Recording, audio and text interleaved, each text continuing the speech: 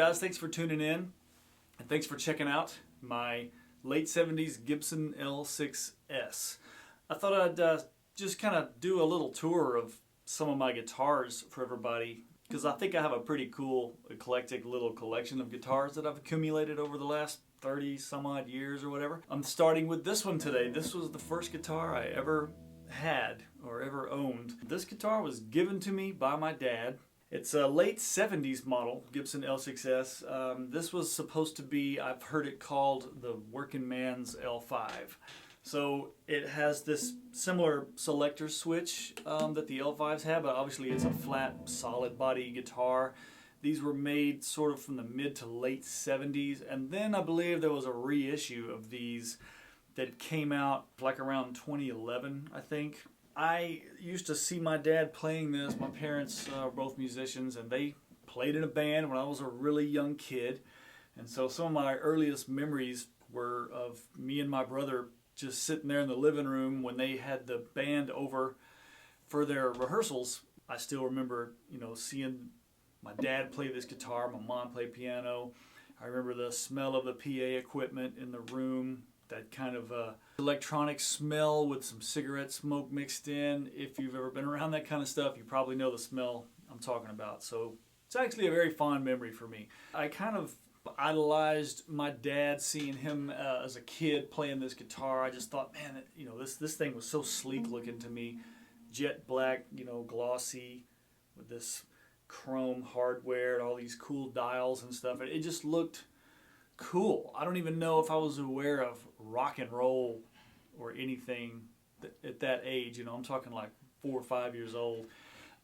I just thought bands were cool, and I thought guitar was cool, and saw my dad playing it, so I thought that's just really cool. I think that's as cool as you can be. As years went on, when I was about 6 years old, my mom had gotten me taking piano lessons with my dad's sister, my Aunt Margaret, and she to this day is a great classical pianist, and I'm not sure if she still teaches now, but all my life she was teaching piano, and I took lessons from her starting when I was about 6. And as time went on, I got increasingly interested in guitar, just seeing my dad, and there was just instruments in the house, pianos, guitars, fiddles, violins. My mom has like one of every kind of instrument you could think of. So at some point my dad told me, take this last year of piano lessons, this like my 4th year. He was like, go ahead and finish this year out and I'll give you this guitar. And I was like, oh wow, that's so cool. Well, he kind of made a mistake, and he sort of let me have the guitar before that 4th year was over. He says he just loaned it to me and let me play it, but as far as I could tell, he went ahead and gave me that guitar. When I was about 10 years old, I had decided this is my guitar. After I got this guitar, I don't think I was interested in anything else life had to offer. And I just used to sit in my room. The first year or so that I played, I didn't even have an amplifier. I just, would play it with no volume, just like. And that was fine with me. I just tinkered on it, and it's an electric guitar. A lot of times they say start out on acoustic.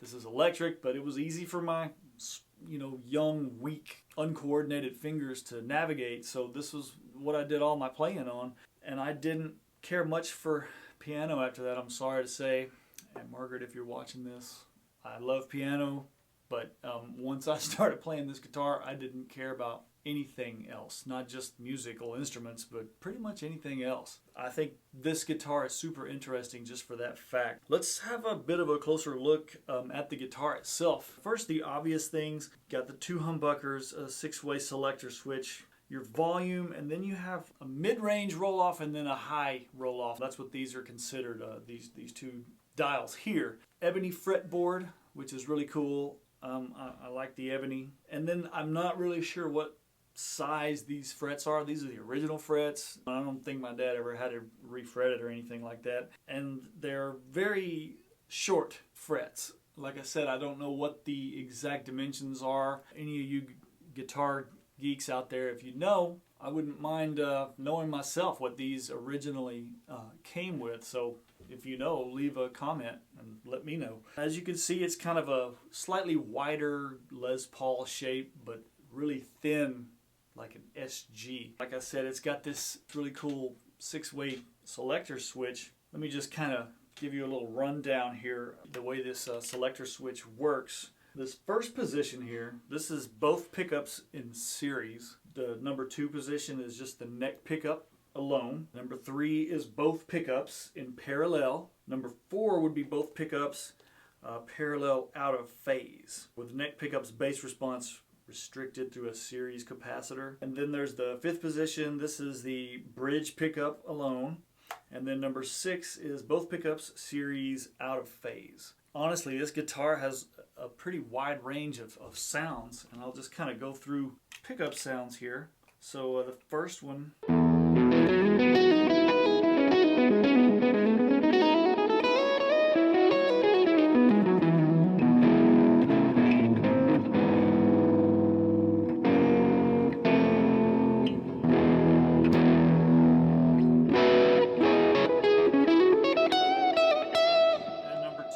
To me, it's a little more rich, just natural sounding.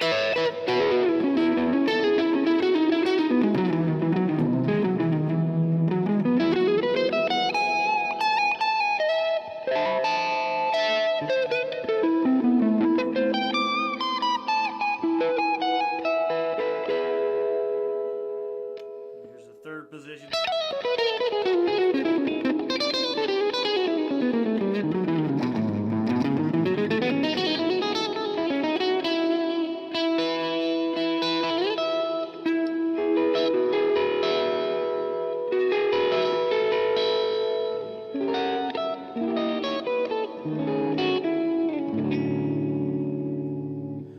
Number 4.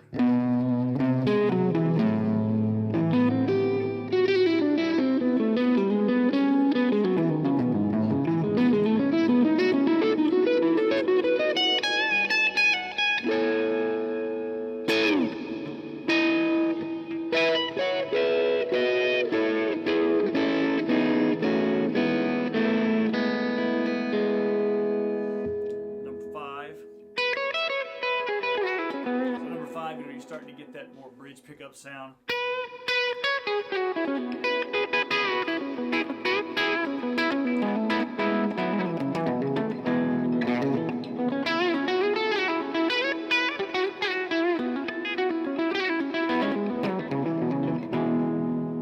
Nice rock sound.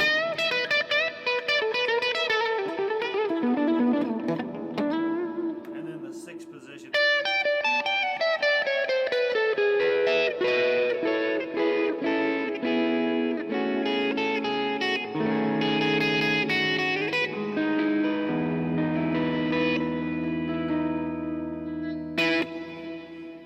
So I'll throw a little overdrive on it too. That was just a slightly overdriven, I guess just a tubey mid-gainy amp sound.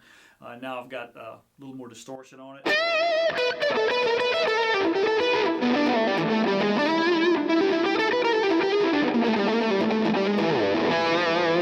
it sounds like a Gibson. Actually, this guitar apparently was designed by Bill Lawrence. The whole guitar. Gibson, I believe the story was he was tasked with designing this kind of a working man's guitar. Still was a decent guitar. I guess that's how he came up with this interesting pickup sound that it has, but it sounds really good with overdrive.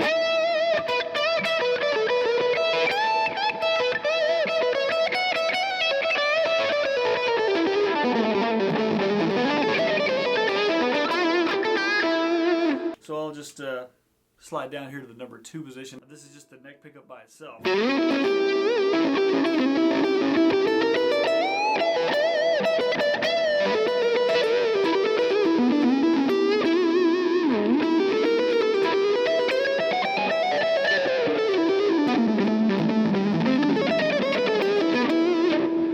Really good. That's a good sounding.